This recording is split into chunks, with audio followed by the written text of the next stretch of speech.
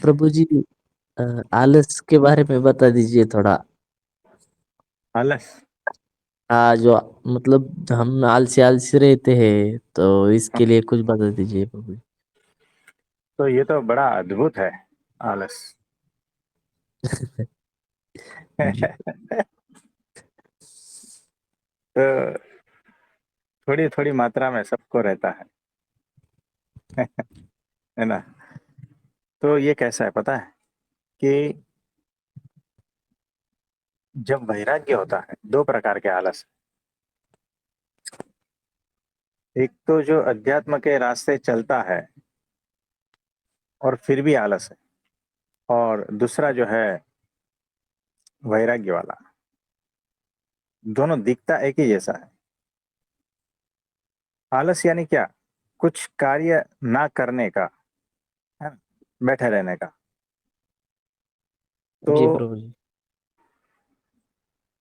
जो त्यागी है, जो वैराग्यवान है, जिसको संसार में कुछ कुछ भी आकर्षित नहीं करता, न कुछ करने जैसा लगता है, जिसमें संसार में कोई पॉइंट ही दिखता नहीं, है ना, तो वैसा जो कोई है और वो शांति से बैठा है, चाहे कुछ भी हो जाता है वो शांति से बैठा है, तो आलस्य जैसा दिखता है वो, लेकिन वो आलस्य नहीं है। और जो संसारी है, उसको जो अपना कार्य करना रहता है जैसा जैसा, वो कार्य नहीं करता है, तो उसको आलस्य कहते हैं। यानी आपकी जो ड्यूटी दी गई है, उसमें आप ढंग से नहीं कर पाते हो ना, तो उसको आलस्य कहते हैं। यानी आपका जो है संसार व्यवहार का आश्रम है। एक होता है त्याग का आश्रम, त्यागाश्रम। तो संसार व्यवहार में आपको जो भी कुछ करना है वो करने का, अलिप्त होकर, है ना। तो उसमें अगर आपने डील ये किया कि ये कार्य करना है लेकिन मन नहीं होता है और ये सब कुछ, तो वो आलस्य है। और गुरु ने कुछ कहा है कुछ कार्य करने के लिए, वो आप अगर नहीं कर पाते हो और ढंग से, है ना, कि उसमें रुचि नहीं है, तो वो भी आलस्य है। तो गुरु ने जो कहा है वो तो उत्साह पूर्वक करना है। सारे कार्य एक साइड में रख देना है। गुरु का वचन जो है सबसे पहले, तो ऐसा है क्योंकि प्रगट की एक आज्ञा दूसरी करोड़ आज्ञा से भी आगे है। आप समझे? जी प्रभु जी। तो आलस्य में और क्या आगे डिटेल में पूछना चाहते थे? मतलब होता क्या है प्रभु जी, अगर मतलब ऐसा कोई काम करना है, अभी परिस्थिति की मतलब ऐसी है कि अभी थोड़ा काम करना जरूरी है। एक हम्म। दूसरा काम मैं कर रहा हूँ, वो कंप्यूटर का ही है। तो क्या हाँ होता है हाँ। प्रभु जी, मतलब मैं अगर कोई काम करने जाऊँ ना, तो उसमें पूरी तरह से मतलब ये नहीं ना हो जाऊँ गुम, तब तक वो मतलब काम नहीं कर पाता फिर हम्म। एकदम ये होकर। तो होता ऐसा है प्रभु जी कि अगर, और ये भी बात ध्यान में आती है कि इतना जान क्यों लगानी है उसमें, क्योंकि ऐसा लगता है कि सब तो छूट ही जाने वाला है, तो ऐसा मन नहीं लगता प्रभु जी पैसा कमाने का मतलब। ऐसा नहीं, मुझे पैसे का लालच ऐसा नहीं है, क्योंकि मुझे ऐसा नहीं लगता कि अभी अभी तो नहीं लगता कि बहुत ज्यादा कमाऊं, पर वो मोटिवेशन नहीं मिलता है मुझे अभी, अगर कुछ नहीं हुआ तो। ऐसा है, तो मैं तो देखो, काम भी करना है और लिप्त भी रहकर वो फिर उत्साह नहीं आता फिर, ऐसा होता हाँ, है। तो देखो ये कैसा है पता है कि ठीक है चलता है, नहीं किया तो भी चलता है। तो ये जो है ना, ये कैसा है कि समझ में आ गया ना कि ये कार्य करने से कुछ मतलब नहीं है, हाँ और जी फिर वो प्रभु जी। कार्य नहीं करते हो ना, तो वो आलस्य नहीं है, वो वैराग्य है। समझदारी पूर्वक अगर ये चीज घटती है तो वैराग्य, है ना। बहुत सारा कुछ ऐसा होता है कि ये कर दे वो कर दे, क्योंकि वो फल, देखो संसारी मनुष्य है ना, उनको फल दिखता है कि इतना मैं कर दूंगा तो ये मिलेगा। ये भीतर से जो इच्छा है ना, वही हमें मोटिवेट करती रहती है और कार्य करने को प्रेरणा देती है। हाँ जी लेकिन हमें प्रभु कोई जी। फल की इच्छा है ही नहीं, करके करे क्या, है ना। जी प्रभु जी। हमें कोई पॉइंट वैसे ही दिखता ही नहीं। कोई पॉइंट दिखता ही नहीं है कि कुछ मतलब ही नहीं है, तो करे ना करे सब बराबर है। इतनी समझदारी आ गई इसीलिए, है ना। प्रभु जी। तो देखो, हम क्या जी कहते प्रभु जी। हैं कि हम ये दवाखाने में आए ही ना। आप समझ पा रहे जी हो। प्रभु जी। तो हमें इतनी समझ है पूरी कि हम ना आए ना, कुछ बिगड़ जाने वाला नहीं है। लेकिन हम रोज आते हैं, बुखार रहता है तो भी आते हैं, परेशानी रहती है तो भी आते हैं। मुंबई में रास्ते में बारिश में कभी कभी कमर तक पानी भर जाता है, फिर भी हम आते हैं, है ना। जी तो प्रभु जी। समझदारी पूर्वक आते हैं, यानी एक ऐसा पॉइंट नहीं है कि हम आए, है ना, फिर भी हम आते हैं। तो ये होता है। तो देखो, संसार व्यवहार सारा कुछ करने का, आज्ञा में रहकर करना, करना है तो करना बस। नहीं जी तो प्रभु फिर जी। हम जंगल चले जाएं, हम ऐसे ही कोने में बैठे रहेंगे, हमें कोई परेशानी है नहीं, है ना। जी प्रभु जी। तो ऐसा है, लेकिन करते रहना, है ना। जी प्रभु जी। फल की आशा नहीं रखने का, इच्छा नहीं रखने का, करते रहना, न- तो चालू हाँ, रहेगा।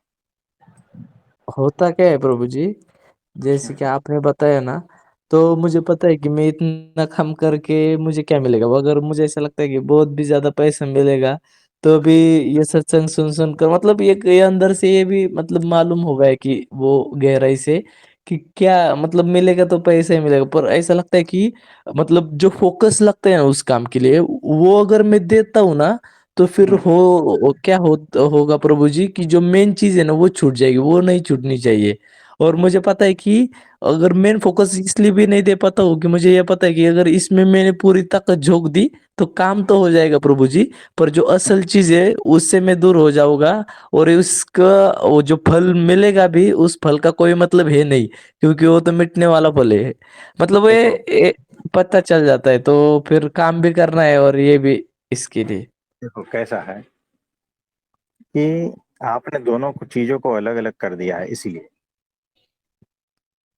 तो कार्य को ही भगवान, देखो, कर्म मात्र भक्ति रूप कर देना है, कार्य को ही भक्ति बना देनी है। यानी मैं दवाखाने में आ रहा हूँ, तो जो पेशेंट है परमात्मा के है, उनकी सेवा कर रहा हूँ, और मेरे गुरु जी जो है वो हर पल देख रहे हैं बस। तो हर कार्य में भक्ति रूप ही हो जाता है, परमात्मा को ही समर्पित। मेरे परमात्मा को प्रसन्न करने के लिए ये कार्य कर रहा हूँ, मेरे जी गुरु प्रभु जी जी। को प्रसन्न करने के लिए, उनकी प्रसन्नता के लिए ही ये मैं कार्य कर रहा हूँ, और कुछ नहीं है। बाकी कोई मोटिव नहीं है, कोई पर्पस नहीं है। ना भी आऊं तो भी कोई प्रॉब्लम नहीं है। 2 टाइम का खाना मिल जाता है, वो तो भीख मांग के भी खा लेंगे, और पड़े रहेंगे किधर भी, है ना। तो उतनी तो तैयारी है, लेकिन सब कुछ करना है, संसार व्यवहार सब कुछ करना है। तो जंगल में भाग नहीं जाना है ना। जी प्रभु जी। तो हमारे जो गुरु जी है उसको तो पृथ्वी पर आने की भी जरूरत नहीं है, फिर भी आए, और अनंत जीवों का सुख दुख सब कुछ वहन करते हैं, और उनकी पीड़ा अपनी पीड़ा समझकर विचरण करते हैं, है ना। क्यों? जी प्रभु। है ना, उनको कोई ऐसा कोई मान नहीं देता था इसीलिए मान लेने के लिए आए हैं, ऐसा कुछ भी नहीं है। वहां पैसे नहीं थे इसीलिए आपसे पैसे लेने के लिए आए हैं, ऐसा कुछ भी नहीं है ना। आप समझ पा रहे हो। जी प्रभु जी। तो वो सदा से माया से पार है, फिर भी 23 घंटा कार्य, 1 घंटा सोना, इस तरह से हमारे गुरुओं ने करा है। तो वहां आलस्य जैसा कुछ भी नहीं है। गुरु आज्ञा में शरीर का चूरे चूरा हो जाए, है ना। जी प्रभु जी। तो ये बात है। तो उनकी प्रसन्नता के लिए करना है, तब वो भक्ति रूप हो जाता है सारा कार्य, है ना। तो उत्साह पूर्वक करना है। जी प्रभु जी। तो जो जरूरी है वो तो करना ही है ना। तो जोड़ देना है कि हर कार्य भक्ति रूप कैसे हो, और हर कार्य में स्मृति परमात्मा की, गुरु की ही अखंड हो। कार्य चलता रहे, स्मृति गुरु की होती रहे। आप समझ पा रहे हो। जी प्रभु जी। तो इस तरह से ही ये है। जैसे आप झाड़ू लगा रहे हो, है ना। तो झाड़ू लगा रहे हो उत्साह पूर्वक, आनंद से, और मेरे गुरु सामने खड़े हैं, वो देख रहे हैं मुझे झाड़ू लगाते हुए। उतने आनंद में, उतने प्रेम से वो कार्य करते रहे, और उस कार्य को देखकर मेरे गुरु मुझ पर प्रसन्न हो रहे हैं। तो वो मेरा कार्य भक्ति रूप हो गया, बात खत्म हो गई। तो पूरा समग्र जीवन भक्ति रूप हो जाता है। तो सारे जीवन से जिस कार्य को छुओगे ना, वो जीवंत हो उठेगा, वैसा हो जाता है। उसकी क्वालिटी बदल जाती है, कार्य करने की क्वालिटी बदल जाती है। तो जब हम खाना पकाते हैं, तो मेरे परमात्मा के लिए मैं पका रहा हूँ, मेरे गुरुजी अभी आने वाले हैं, वो खाना खाएंगे, उसके लिए मैं खाना पका रहा हूँ। तो उस तरह से जब आप करेंगे, तो आपका खाने पकाने का क्वालिटी बदल जाएगा। आपके भीतर उत्साह हमेशा रहेगा, है ना। हर चीज में उत्साह रहेगा, हर कार्य में उत्साह रहेगा, उतना ही, क्योंकि वहां पर वो मौजूद है। मेरे गुरुजी हर पल मेरे साथ है, वो देख रहे हैं, मेरे कार्य को देख रहे हैं, और मेरे भाव को देख रहे हैं। मेरा हर भाव उनकी प्रसन्नता के लिए ही है, इसीलिए मेरा हर कार्य उनकी प्रसन्नता के लिए है। और इसीलिए मेरे कार्य में उत्साह है, निष्ठा है, धैर्य है, बहुत सारे गुण भरे हैं। मेरे कार्य की क्वालिटी बदल जाती है, और वहां पर कभी न आलस आता है, न मूड ऑफ होता है। और बाकी सारी जो चीजें है ना, जैसे कार्य कभी कभी मजूरी जैसा लगता है, मजदूरी करते हैं ना, वैसा वैसा नहीं होता है। तो इस तरह से कार्य करना है। आप समझ पा रहे हो। तो जी। स्मृति अखंड अक्षर ब्रह्म सत्पुरुष परब्रह्म में रहनी चाहिए। स्मृति अखंड मेरे गुरु में, और जी प्रभु जी। कार्य चलता रहे, है ना। तो ये एक रूप हो जाना चाहिए, आपका कार्य और आपकी भक्ति और आपकी स्मृति, ये तीनों एक रूप हो जाना चाहिए। तो बात ही अलग हो जाती है। आपने ये सारा अलग अलग करके रखा है ना, इसीलिए। तो कोई भी कार्य करो, भगवान भूलेंगे नहीं आप, आपकी अखंड स्मृति में वो रहेंगे ही। कार्य चाहे कुछ भी करो। तो ये मत समझना कि हम कुछ और कर रहे हैं तो भगवान साइड में रह जाएंगे, ऐसा नहीं। भगवान को साथ में लेकर कार्य करना है, जी प्रभु तो जी। भगवान भूलेंगे नहीं, है ना। उसकी विस्मृति नहीं होगी, वो अखंड स्मृति के साथ में सारा कार्य होता रहेगा। ये फॉर्मूला है। तो हमारे जी गुरुओं के जीवन से आप देखो ना, आप समझ पा रहे हो, हर जी छोटा सा प्रभु भी जी। कार्य है, पोछा लगाना है तो भी उतनी प्रसन्नता पूर्वक लगाओ ना, कि मेरे परमात्मा इस वक्त यहीं मौजूद है। तो हर पल उसकी स्मृति में अगर पोछा लगाएंगे ना, तो क्वालिटी बदल जाएगी। हाँ जी ऋषि भाई। जी प्रभु जी। तो हर कार्य मेरे गुरु की प्रसन्नता के लिए है, और हर कार्य धर्म युक्त है ना। तो भक्ति रूप तो बन जाता है, और विस्मृति एक पल के लिए भी नहीं होती। आप समझ पा रहे हो। जी प्रभु जी। तो दोनों साथ में चलता है, कार्य भी और परमात्मा भी। तो परमात्मा को लेकर कार्य करना है ना, सिर्फ कार्य नहीं करना है। तो ये बात है। जी प्रभु जी। ठीक है। मतलब कि हाँ अभी आपने बताया ना प्रभु जी, तो मतलब ऐसा हम्म, कि अंदर से भी दिल को थोड़ा सा ठंडक आ गई, क्योंकि बिना उद्देश्य के प्रभु जी ऐसा काम नहीं हो पाता अंदर से। जैसे कि अब मुझे पता है कि अगर मैं उद्देश्य अगर पैसा रखूंगा, तो एक ये हम्म, श्रृंखला जो है वो पता चल जाती है। अगर मैं पैसे का उद्देश्य रखूंगा, तो कितना भी करे, अगर हम उसमें ऊर्जा डालते हैं उसके उस विचार में, तो वो हम हम्म, आगे जाके ऐसा नहीं कर सकते कि हाँ अब मैं अचानक से पैसा को छोड़ दूंगा। वो मन में बैठ जाएगा, फिर पैसे से अहंकार आ जाएगा, ये बारे बाकी चीजें श्रृंखला वो आगे बढ़ती ही जाएगी। तो फिर पहले से ही मन बैठ जाता है कि ये तो मार्ग बिल्कुल भी नहीं है। पर जैसे कि अभी आपने बताया, तो फिर ठीक लगा कि चलो ठीक है, काम भी संसार व्यवहार भी हो हम्म, जाएगा, और माया भी नहीं हावी हो जाएगी। तो मैं हाँ अभी यही दिशा भी चलूंगा कि मतलब स्वामी बापा का चिंतन, और मतलब जैसे गुरु आपका और भगवान का चिंतन लेके काम करता रहूं प्रभु जी। हाँ जी, हाँ जी।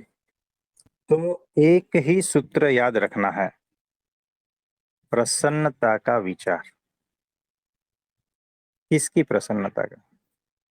मेरे गुरु की प्रसन्नता का विचार रखना है, कि ये जो मैं कार्य कर रहा हूं उससे क्या मेरे गुरु प्रसन्न है। बस फल की इच्छा नहीं रखना है।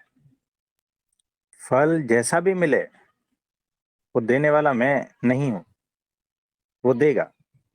लेकिन ये जो कार्य मैं कर रहा हूं उसमें मेरे गुरु प्रसन्न है, मेरे परब्रह्म परमात्मा प्रसन्न है। बस उतना ही रख। ये जो मैं सोच रहा हूं उससे वो प्रसन्न है, ये मैं जो कर रहा हूँ, ये जो मैं बोल रहा हूँ, ये सारा कुछ जो है उसमें वो प्रसन्न है या नहीं, इतना खुद को पूछ लेना।